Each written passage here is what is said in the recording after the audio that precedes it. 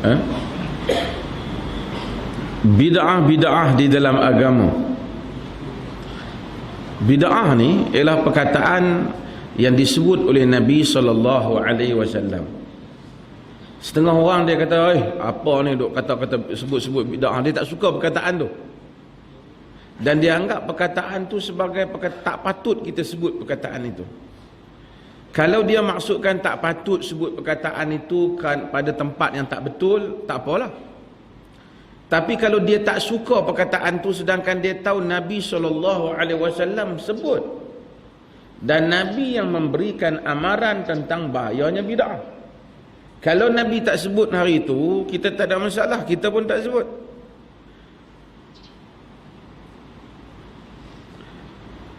Tapi dia, bila orang sebut perkataan ni, dia istihza dengan perkataan umpamanya. Kalau dah ada bid'ah sangat, hampa naik unta lah. Umpamanya. Dia termasuk di kalangan orang yang mempersendakan hadis Nabi SAW. Dan kita kena tahu bahawasanya sebahagian orang dia beragama dengan bab tertentu dalam agama. Contohnya geng-geng semangat tentang hudud. Kalau ada orang petikai sikit tentang hudud hak dia nak buat, dia rasa murtad. Tapi bila dia petikai dia hadis-hadis Nabi yang berhubung dengan bid'ah dan seumpamanya, dia rasa okey. Hak belah orang tak okey. Yang belah dia, kalau orang petikai yang kita nak buat ni tak apa betul ni. Hampa tolak hukum Tuhan ni, murtad ni. Tapi bila kadang-kadang dia buat main pula, bid'ah suruh pergi naik unta, dia buat main tak apa. Ini menunjukkan bahawasanya mereka tak faham tentang hal ini. Sebab itu kita kata hukum benda yang tak bid'ah sebagai bid'ah tak betul lah. Tapi membenci perkataan itu, sedangkan perkataan itu telah disebut oleh Nabi SAW, orang ni ada masalah dengan Nabi SAW. Ada masalah. Kerana perkataan ini Nabi sebut, Nabi yang sebut. Bahkan baginda ulangi apabila baginda berkhutbah, kullu bid'atin dalalah, baginda kata wa syarrul umur muhdatsatuha wa kullu muhdatsatin bid'ah. Baginda yang sebut seburuk-buruk perkara, benda yang ditokok tambah itu bid'ah. Kenapa baginda sebut? Kerana agama ini terpelihara selagi mana kita beramal sama dengan apa yang ditunjukkan oleh Nabi SAW. Apa yang merosakkan agama Yahudi, apa yang telah merosakkan agama Kristian, yang telah merosakkan agama mereka ialah tokok tambah bukan dari kaki penzina, bukan tokok tambah dari kaki minum arak, tokok tambah di kalangan ahbari war ruhban, di kalangan pendeta-pendeta, di kalangan tok-tok alim mereka yang tokok tambah agama. Inna kathiran minal ahbari wan ruhban la ya'kuluna amwalan nasi bil batil. Quran kata kebanyakan daripada ahbar wan ruhban, pendeta-pendeta, yakni tokoh-tokoh agama, orang-orang alim agama dan ahli-ahli ibadat, mereka itu memakan harta benda orang awam secara batil, memakan harta benda manusia secara batil. Quran bagi tahu. Sebab orang ni nak keluarkan duit dari poket orang susah. Kita nak keluarkan duit dia supaya bagi kat kita, apa ya? Melainkan dia percaya benda kita ada satu benda yang mana dia rasa dia nak beli. Kita tokek kedai ke, kita tokek barang ke, dia beli barang kita. Tapi ada satu cara lagi, kita boleh keluarkan duit dia bagi kepada kita dengan rela. Apabila dia rasa bila dia bagi kat kita, dia dapat pahala walaupun dia tak dapat benda. Maka dengan itu isu pahala ni dimainkan. Apabila pahala ni dimainkan, maka timbul banyak, dia panggil bitaqatul ghufran, dia panggil surat pengampunan, diwujudkan di dalam Kristian. Siapa yang nak masuk syurga, ini yang menyebabkan berlakunya pecah mazhab Kristian, wujudnya mazhab Protestan. Sebab mereka wujudkan Siapa yang nak masuk syurga, tulis nama dia di atas satu surat yang dicop oleh gereja. Nama pak dia lah.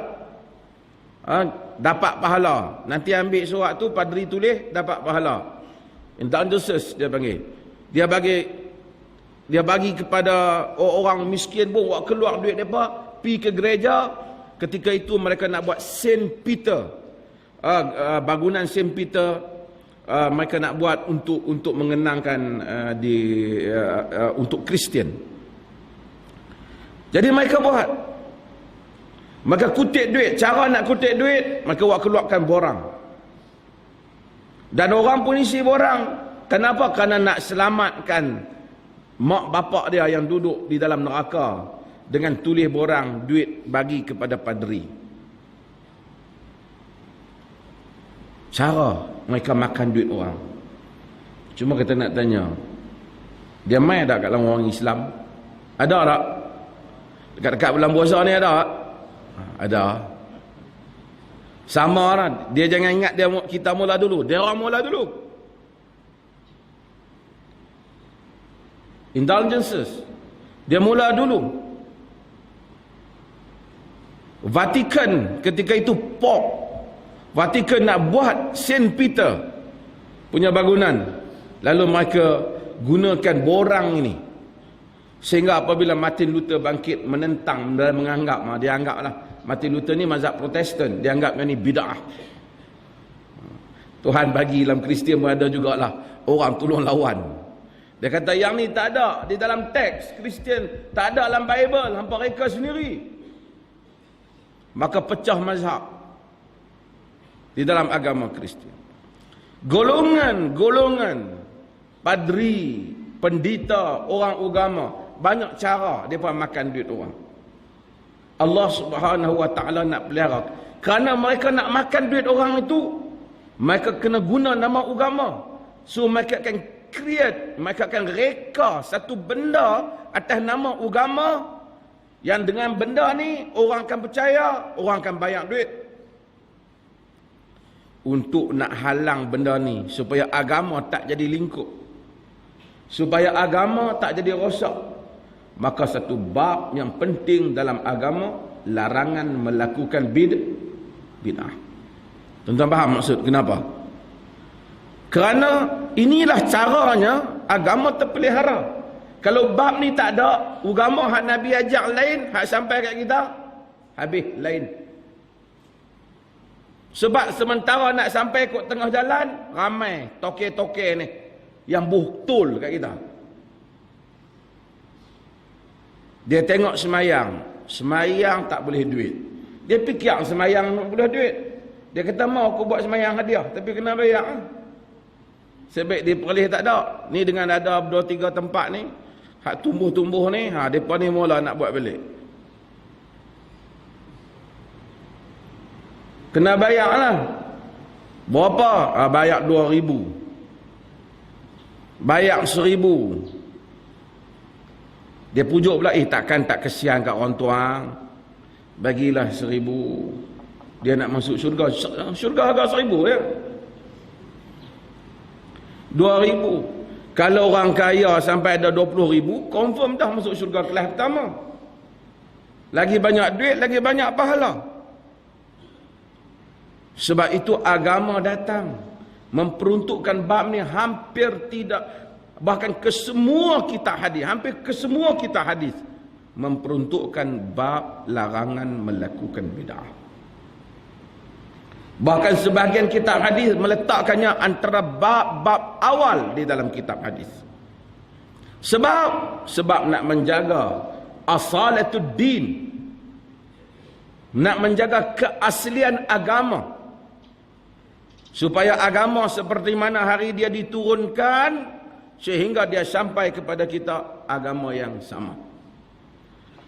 An ummil mu'minin Ummi Abdillah Aisyah radhiyallahu anha qalat, qala Rasulullah sallallahu alaihi wasallam, man ahdatha fi amrina hadha ma laysa minhu fahuwa rad.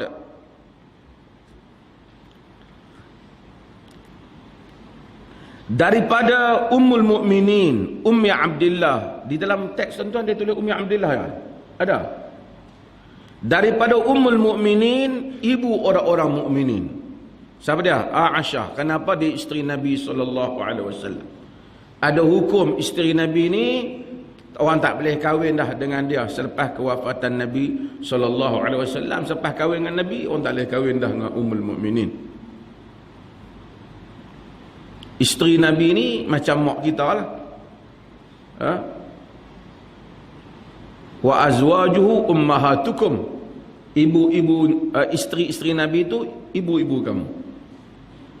Aisyah radhiyallahu anha, Ummu Abdillah, ibu Abdillah. Abdillah ini merujuk kepada Abdillah ibn Zubair. Abdullah bin Zubair. Abdullah bin Zubair iaitu anak kepada Asma.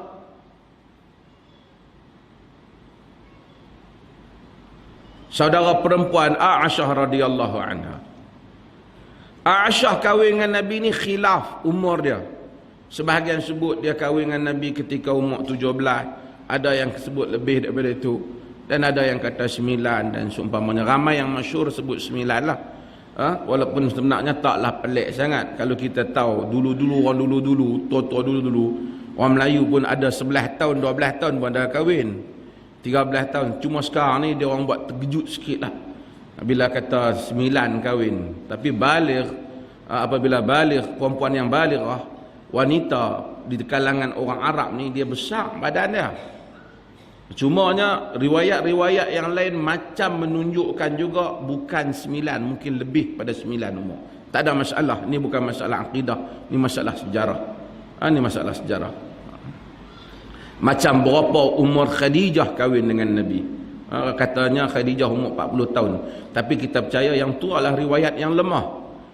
Kemungkinan besar kalau ikut teks sejarah, Khadijah kahwin dengan Nabi ketika Khadijah berusia 27, 28 ataupun 25 tahun. Bukan dia berusia 40 tahun. Jadi insya-Allah nanti ada bab dia kita akan bahas. Cuma saya nak cerita secara umum.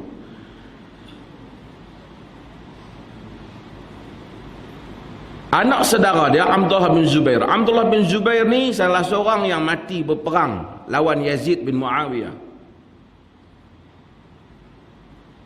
Abdullah bin Zubair anak saudara Aisyah. Dia banyak ambil ilmu daripada Aisyah. Asal sayang pada dia. Ada pendapat lah tapi tak kuat lah. Dia kata Abdullah ni bukan Abdullah bin Zubair yang orang duk sebut ya Umma Abdillah. Abdullah ni kata sebahagian pendapat Aisyah ni dia pernah gugur, dan bayi hak gugur tu Abdullah. Tak kuat lah. Nabi punya anak Nabi kesemuanya daripada Khadijah. Berapa orang anak Nabi kesemuanya daripada Khadijah. Nabi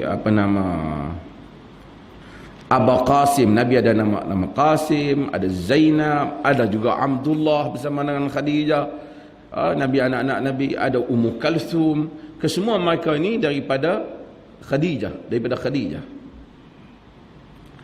radhiyallahu anha. Qalat, katanya Aisyah antara sebelum tu Aisyah antara isteri Nabi yang banyak riwayat. Dan ini kelebihan Aisyah. Syiah dengan Aisyah ni dia bengang betul lah. Aisyah ni banyak riwayat dia. Dia cerdik. Bahkan Aisyah ni macam saya sebut antara orang yang banyak melakukan, dia panggil naqdul mutun. Naqdul mutun ni dia kritik teks hadis. Kalau sahabat riwayat, kadang-kadang dia rasa riwayat sahabat tu macam tak apa nak kena sikit. Khususnya kalau riwayat tu ada kaitan dengan orang perempuan. Aisyah cepat melenting. Dia kata bukan Nabi maksud macam tu, hampa salah faham. Kerap. Sehingga Al-Imam Zarkashi menulis, menghimpun satu kitab khas, himpun kritikan-kritikan Aisyah terhadap sahabat-sahabat lain yang meriwayatkan hadis. Dia panggil Al-Ijabah li iradi mastadrakahu Aisyah ala sahabah.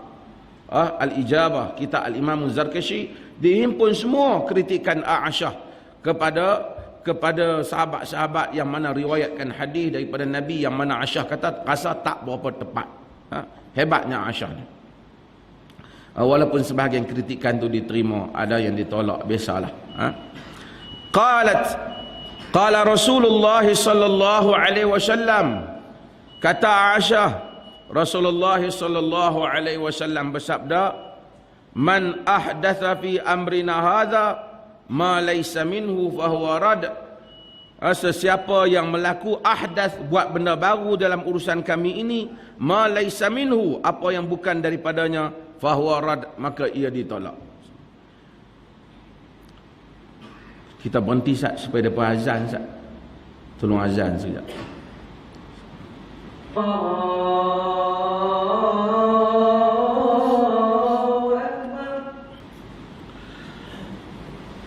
Qala Rasulullah sallallahu alaihi wasallam, man ahdatha fi amrina hadha ma laysa minhu fahuwa rad.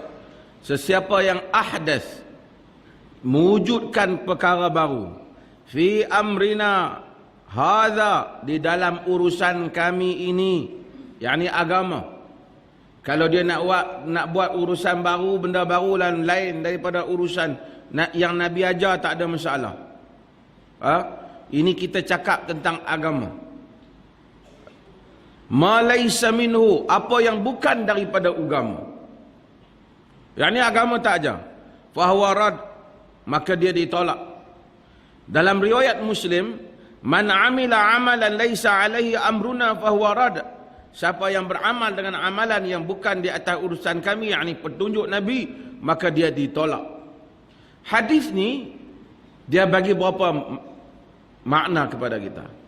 Nabi kata perkara yang dianggap ditolak, yang salah itu amalan yang berkaitan dengan urusan agama. Yang tak kaitan dengan urusan agama, maka yang ni dia boleh buatlah. Sebab tu Al-Imam Syatibi rahimahullah, apabila nak memberikan ta'rif tentang bid'ah, dia sebut tariqatu fid din mukhtari'ah. Jalan di dalam agama, yang dikatakan bid'ah itu jalan di dalam agama yang diada-adakan, yakni jalan dalam agama tudahi syar'iyah, yang dibuat menyerupai macam agama.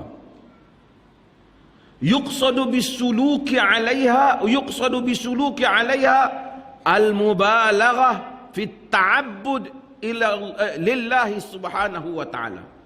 Yang mana tujuan orang beramal dengan bid'ah itu ialah untuk berlebih-lebihan dalam mengabdikan diri kerana Allah Subhanahu wa taala ataupun kepada Allah Subhanahu wa taala. Yang tu baru jadi bid'ah.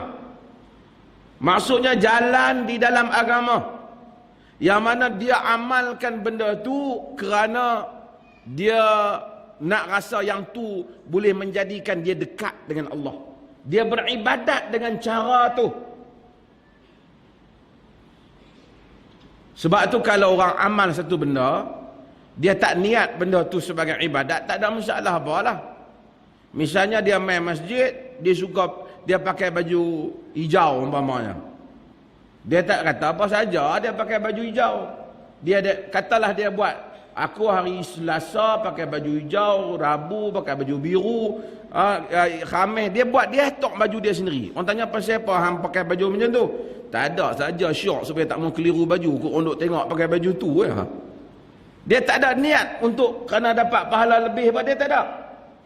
Walaupun dia pergi ke masjid, tapi itu tidak termasuk dalam bid'ah. Kerana dia tak kaitkan. Tapi kalau dia kata sebenarnya hari Isnin pakai baju biru memang sunat, ataupun dia tak kata sunat, dia kata pahala dia lebih hari Isnin pakai baju biru. Hari Selasa kalau pakai baju hijau, pahala dia lebih. Bila dia kait dengan pahala lebih, dia amalkan benda tu kerana nak mendekatkan diri pada Allah, yang tu jadi bid'ah. Tu buat contoh yang bodoh lah, nak bagi senang faham. Sebab tu orang kata dah bid'ah sangat, awak tak mau naik kereta, kenapa naik unta? Yang ni orang kata bukan tak buat pandai jawapan tu, tapi dia orang panggil bodoh. Sebab bid'ah dia ada kaitan dengan agama. Kereta, orang tak pernah kata sunat naik kereta atau sunat naik unta. Ia bukan tujuan. Tujuan dia tempat yang kita nak pergi. Ini kenderaan ini dia hanyalah wasilah. Dulu bang tak pakai mikrofon, sekarang pakai ni apa nama mikrofon. Pembesar suara pakai speaker. Orang tak pernah kata sunat pakai speaker, tapi tujuannya supaya nak bagi orang dengar. Pasal dulu barangkali alam ni tak tercemar dengan bunyi. Tuan-tuan cuba tengok tengah malam, pukul 3 pagi, orang kriau jauh pun kita dengar. Sebab apa? Sebab dunia tak, waktu itu alam tidak dicemari oleh bunyi. Tapi dunia sekarang dicemari oleh bunyi. Sebab itu kita tak dapat dengar. Siang-siang ni kita tak dapat dengar. Walaupun kita tak dengar bising, tapi bunyi merata-rata. So terganggu bunyi. Zaman dulu, orang azan di masjid dengar jauh. Sebab dunia tak tercemar dengan bunyi. Maka kita pun pakai speaker. Pembesar suara, orang pun dengar.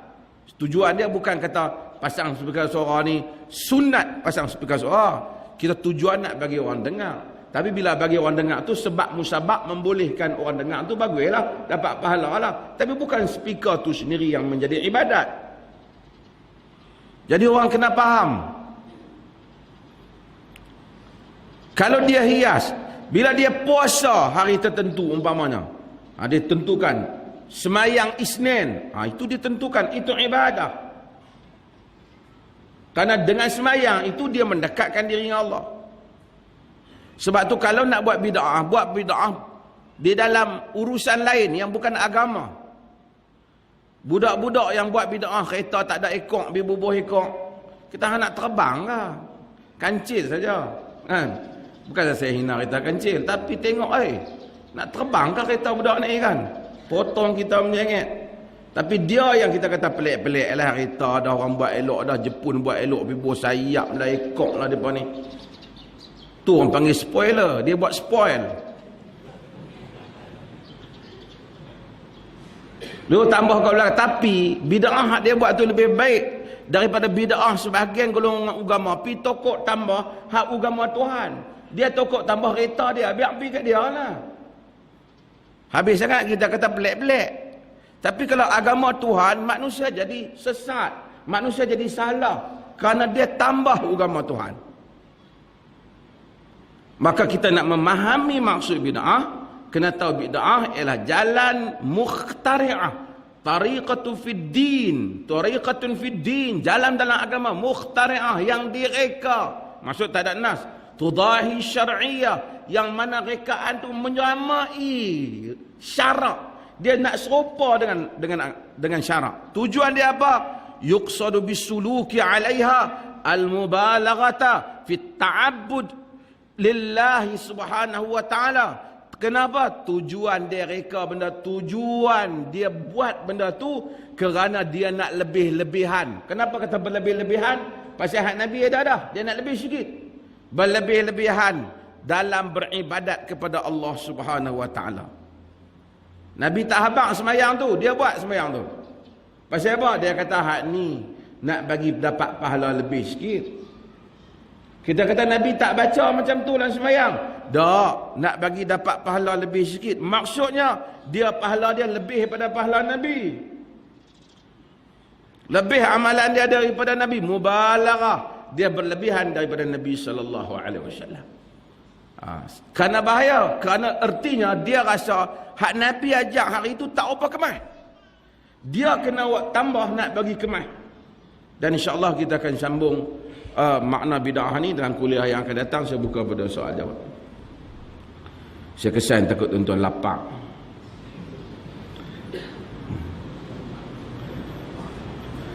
Tuan-tuan 2-3 hari ni sebelum ni sahabat main isu geng Habib dan geng yang ni lah, yang geng Hanana apa ni semua ni.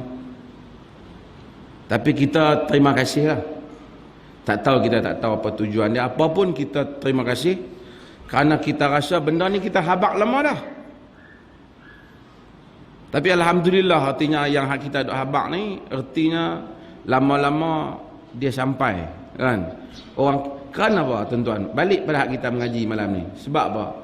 Benda bila direka dalam agama ni, lama-lama dia akan jadi beban. Selawat ni memang Tuhan suruh. Tuhan suruh dalam Quran. Nabi pun suruh. Tapi bila dia buat satu jenis selawat, yang mana selawat ni bukan sebarangan. Nak kena pergi tengah padang, nak kena bangkit, nak kena apa. Dan dia ada harga. Satu selawat tu kadang-kadang 90,000. Tuan-tuan bayangkan orang negeri luar, mai kat negeri kita bukanlah dengki.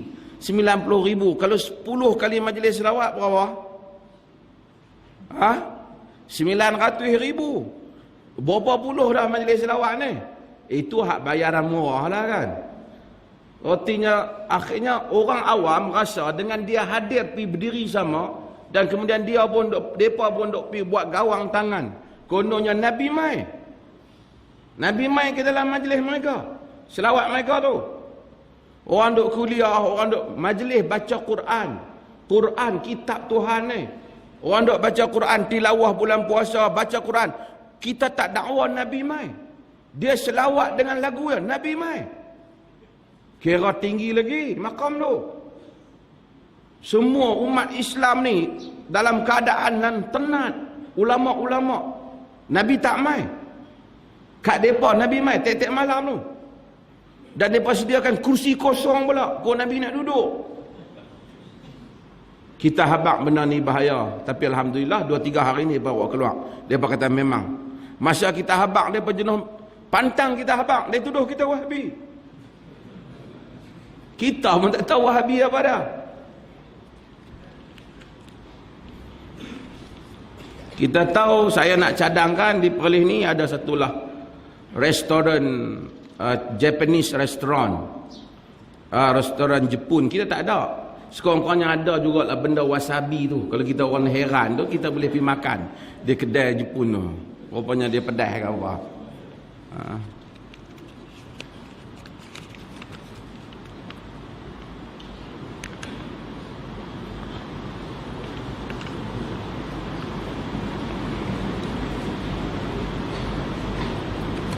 Yang ni dah banyak orang tanya sangat dah.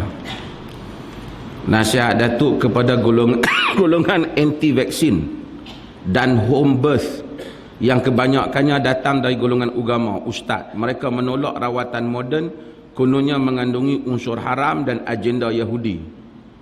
Dia buat pula di bawah tu home birth, bersalin di rumah. Dia takut mufti tak erti. Saya lama dah report pasal home birth ni. Dia orang kata ni lebih nature, lahir di rumah ni. Islam punya concern macam ni. Islam mau manusia ni selamat, dia tak mau manusia tak selamat. Macam mana nak bagi manusia selamat? Yang ni manusia kena gunakan kebijaksanaan dia sendiri dengan ilmu yang Tuhan bagi kepada manusia ni. Nabi kata tadawu ya ibadallah.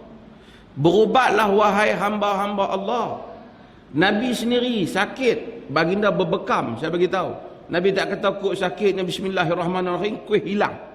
Tak, baginda bekam. Ada kala baginda jampi dan ada kala baginda berbekam. Ada riwayat, ada tikar tertentu yang dibakar, yang diletak pada luka. Dan Nabi SAW sebut habbatu sauda umpamanya. Bukan kerana kempen habbatu sauda pada kita, tapi ia berkempen gunakan bahan yang ada di tempat mereka.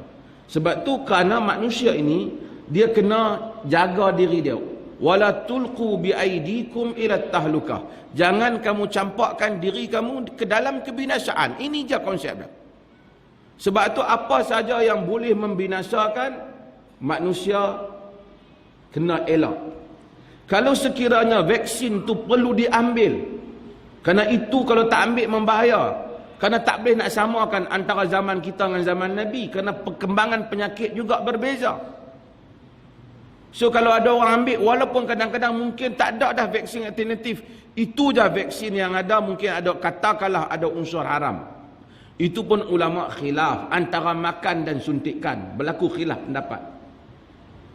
Dan kemudian berlaku khilaf pendapat kepada proses bahan haram yang diproses kepada beberapa peringkat yang telah jadi bahan lain yang dulu kita sebut sebagai istihalah. Istihalah ni benda bertukar. Setengah orang dia tak tahu. Ini geng Madkhalis ni, dia ni pun berdengung juga. Dia buat kata kononnya kita benarkan makan khinzir, tapi dia orang ni dengan fitnah ni 2 kali 5. Kita tak pernah kata boleh makan khinzir. Kita kata proses pengubahan, ubah sifat, najis, jadi baja najis, naik kepada pokok pisang membesar, jadi pisang. Tak bolehlah kata pisang najis, pisang lah. Anggur, jadi arak. Tak bolehlah kata saya minum arak dengan niat anggur. Sebab dia kena kira dia punya status dia ketika itu, dia pada stage itu dia apa? Dia anggur ke dia arak? Dia buah anggur ke dia arak? Dia arak. Kemudian berapa lama pula dia tukar jadi cuka, jadi cider. Maka hukum dia cider. Tak boleh kita kata haram makan cuka ni sebab hari itu kemarin dulu dia arak. Tak, apabila dia bertukar maka hukumnya kepada hukum yang baru. Satu kawasan tu banyak najis. Katakanlah ada sungai, ada apa kolam najis, satu tempat kumbahan. Panas. Wap naik ke atas. Jadi awan. Awan turun kena kita. Kita kata aku Allah, habis aku kena hujan najis. Pasal aku tak. Bila dia turun tak keluar, tak ada kesan najis, tak najis lah. Sebab kita kena kira status ketika itu. Ini dibahaskan oleh para ulama tentang bab istihalah. Istihalah. Sebab itu kena bahas, so tak apalah. Kalaulah proses tu telah diproses, tak ada lagi sifat kimia tu, tak ada dah bahan najis tu, maka tak dikira dah bahan tu. Itu maksudnya. Vaksin, katakanlah orang hak warak sikit lah, tak maulah. Tapi kalau satu orang sampai sakit diri dia dan terdedah diri dia kepada penyakit, dia perlu ambil, dia kena ambil. Kena agama larang kita daripada dedahkan diri kita kepada kemerbahayaan. 2. Nabi SAW, saya telah sebut beberapa kali lah dalam kuliah ni. Pada zaman Nabi ada seorang bernama Al-Harith bin Qaladah. Al-Harith bin Qaladah ni dan sebahagian riwayat menunjukkan dia tak Islam. Tapi dia suatu orang yang pandai di dalam perubatan. Al-Imam Ibn Hajar Al-Asqalani sebut nama dia dalam Al-Isabah fi Tamyiz Sahabah. Dia bukan Islam, tapi dia berubat para sahabat. Sebab apa? Dia ada kepakaran. Dia ada kepakaran. Maka kepakaran, kadang-kadang orang ni dia mubalarah, berlebih-lebihan. Kononnya dengan cucuk vaksin tu, maka habislah, tak tahu apa dah lah. Kenapa? Kerana najis telah masuk dalam diri, apa pun dah tak erti dah. Kerana jadi benak semayang pun dah tak ingat dah. Allahu Akbar. Tuhan tak zalim macam tu. Dia kata saya ni tak ingat apa dah sejak kena vaksin tu. Kita tanya sebelum vaksin apa benda yang ingat? Pun tak ada yang ingat juga yang tu. Sebab tu kaedah nak jangan lupa ni senang. Kan?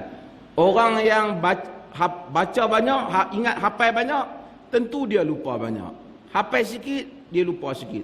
Untuk tak mau lupa, jangan hafal langsung. Tak ada benda yang kita tak lupa. Aku tak pernah lupa. Kita tak ada benda yang kita hafal.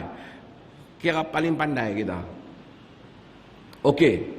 Balik kepada isu vaksin ni. Termasuk juga satu orang, dia boleh kalau dia rasa dia lahir di rumah tu selamat, bagi dia, tak apalah.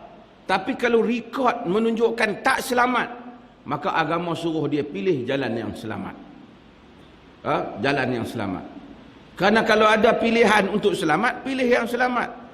Rekod kematian di antara dahulu dan sekarang yang lahir melalui proses pergi ke hospital jauh lebih selamat daripada lahir sendiri. Maka kita kena ikut jalan yang selamat. Itu yang saya sebut. Agama ni dia bukan lihat kepada, dia kena ini, janganlah kata pergi hospital bid'ah pula. Ini dia lihatkan ini adalah kehidupan. Macam saya kata, bila naik motosikal sunnah pakai topi keledar, jangan pakai serban. Kerana naik motosikal, pakai serban, jatuh, pecah kepala. Agama tak suruh. Tapi kalau pakai topi keledar, pada logiknya lebih selamat kepala daripada serban. Maka tak sunnah naik motor pakai serban. Polis mungkin tak larang. Dia kata, ni serban tak boleh lah. Cik ni anti-Islam lah. Mana lebih afdal antara serban dengan topi keledar? Yang ni Nabi punya, yang ni kafir punya. Terlebih Islam kita. Nabi pun bila pergi perang, Nabi tak bismillahirrahmanirrahim, mandi tapak, mandi limau, tikam tak lut, tak ada. Nabi pakai baju besi. Sebab tu kita agama, lagi mana kita fikir macam ni, kita lambat lah. Saya bukan anti nak humbers ni, tapi kalau dia orang pasti, dia orang ada kemampuan, selamat tak apa. Tapi kalau rekod menunjukkan tak selamat, dan baru ni saya ingat yang champion kepada humbers ni siapa, meninggal dia pun mati. Tak apalah, mati tu takdir Allah lah. Tapi artinya benda ni tak apa selamat.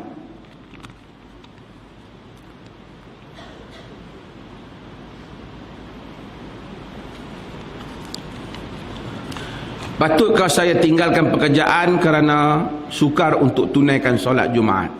Satu ialah bagaimana dalam negeri orang Islam ada majikan tak bagi orang sembahyang Jumaat. Ini satu masalah. Kita nak jawab ni, nak kena tengok realiti kita je. Kita kena jawab kat majikan tu, dan kerajaan kena bagi perhatian. Ini hak orang Islam untuk sembahyang. Cuma bila sembahyang tu limit lah pergi sembahyang lah. Dengan balik duk bersembang apa lah, balik 2-3 jam. Sembahyang Jumaat sampai 3 jam payah lah kan. Jadi pergi hak dia. Tapi kalaulah soalan ini dia berada di satu negeri yang bukan bawah urusan orang Islam, kalau dia tak ada pilihan dan tidak ada kerja, melainkan itu saja pekerjaan dia untuk sementara waktu untuk membela keluarga dia, maka dia boleh kerja dengan kerjaan tu dan dia dianggap sebagai orang yang uzur dalam hal itu kerana dia dihalang, dia darurat lah. Tapi sekiranya dia ada pilihan di kerja yang lain yang mana dia tidak memudaratkan orang di bawah jagaannya, maka dia hendaklah memilih pekerjaan yang lain.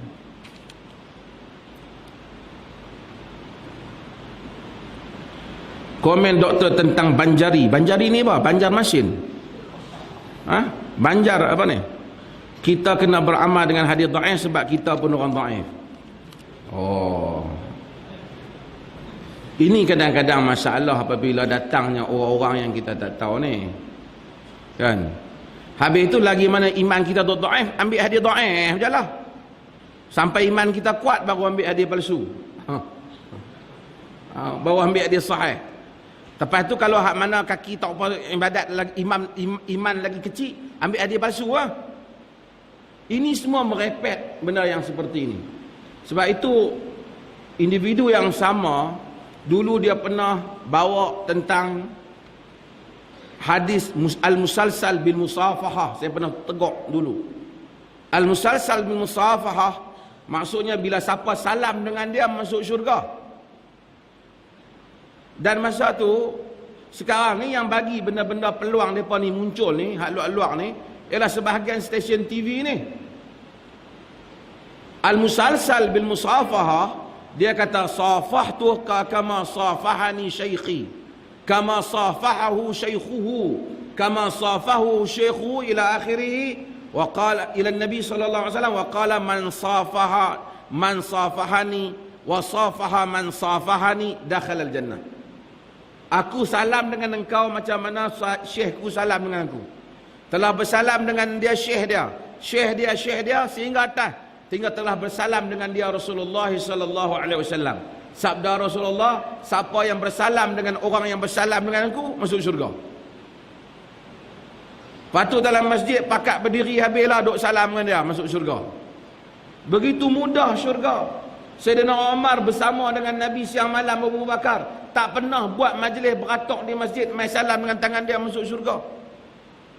Satu orang daripada negeri seberang mari, kita pergi percaya kerana dia pakai serban, dia habaq kata hadis ni hadis dhaif, ini bukan hadis dhaif, ini palsu. Rutan Hindi ada dalam hadis ni. Ma'mar ataupun Muammar disebut dia oleh Ibn Hajar, dan juga Az-Zahabi adalah orang yang menipu dalam hadis ni. Bahkan Al-Imam Suyuti yang sering mereka pegang, Suyuti menyatakan tidak ada keberkatan dalam hadis ni, haram meriwayatkan hadis ni. Mereka riwayatkan hadis ni, dan orang awam pun syok pakai duk pergi salam. Yang syok tu, syekh tu bukan dia sepenuh hadis tu sangat. Dia nak habang kat depa, salam dengan aku ni masuk syurga. Sebab tu mudah-mudahan Allah Ta'ala pelihara negeri ni daripada semua benda karut-marut ni. Imam-imam kena ikut manhaj yang kita pegang, iaitu Al-Quran dan Sunnah Ahli Sunnati wal Jamaah. Ada tu imam kadang-kadang dia rasa tak boleh, dia tak mau. Kalau dia rasa dia tak mau, dia kena tak boleh pegang amanah ni, dia kena berundok. Dan tuan-tuan yang mana ada anak-anak muda yang boleh jadi imam, mai habaq kat kita. Kita insya-Allah cari imam pelapis. Habaq terus terang lah, senang. Kena cari imam pelapis. Bukan kita tak mau paksa orang, kesian kat dia, dia rasa berat. Dia rasa dia berat, dia nak buat benda yang mana kita kata dalam hadis dia tak buat macam tu. Panggil penceramah hak maki-maki orang, kita tak mau. Ini masjid. Gantung sana, gantung sini, ceramah hak kaki maki orang, smash orang lah, apalah semua ni. Ilmu ada nur. Ada ilmu ada nur. Jangan maki orang, nak bagi pandangan, bagi kritikan ilmiah. Dan setengah orang dia syok dengan orang maki orang. Setengah orang dia bukan ada kerja apa, dia kira maki orang. Tak ada orang dia berdiri depan cermin, dia maki cermin, dia orang sendiri.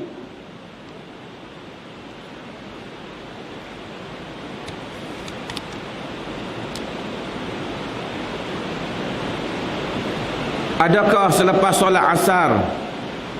Adakah solat selepas solat asar? Saya pernah mendengar kuliah menyatakan Nabi pernah solat selepas solat asar. Nabi solat selepas solat asar kerana ada perwakilan yang datang kepada Nabi. Nabi tak sempat solat sunat sebelum solat asar. Ummu Salamah tanya Nabi, Nabi kata kerana ada perwakilan wufud yang datang. Sebab itu solat lepas solat asar ni, kalau tak ada pasal tak solat. Sebab itu Umar bin Khattab pukul orang solat lepas solat asar ni, sebab dia takut dia jadi kebiasaan.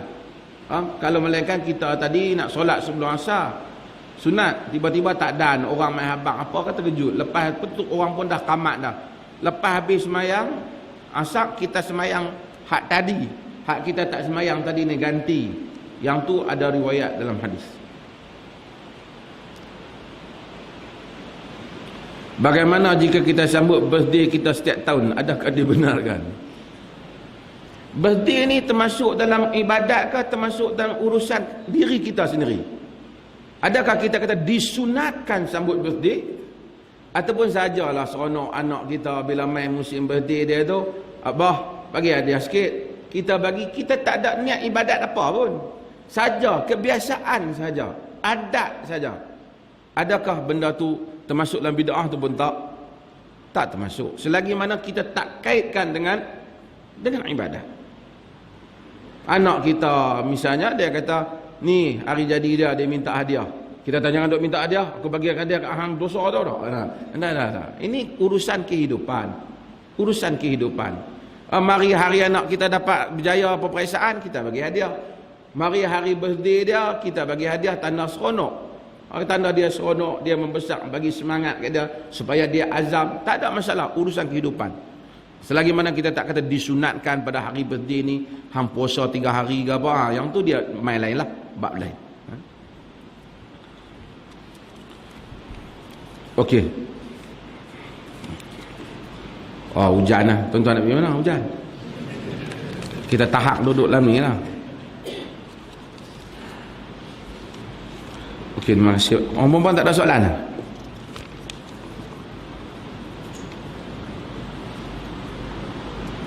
Saya bermustautin dan bekerja di negeri jiran. Surau di tempat tinggal saya sibuk negeri jiran.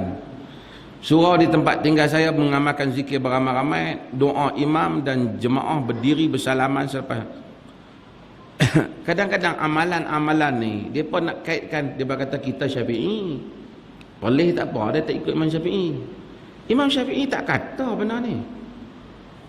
Yang ni mungkin PE ke apa, saya tak tahulah. Tapi Syafi'i tak kata. Imam Syafi'i ada kitab dia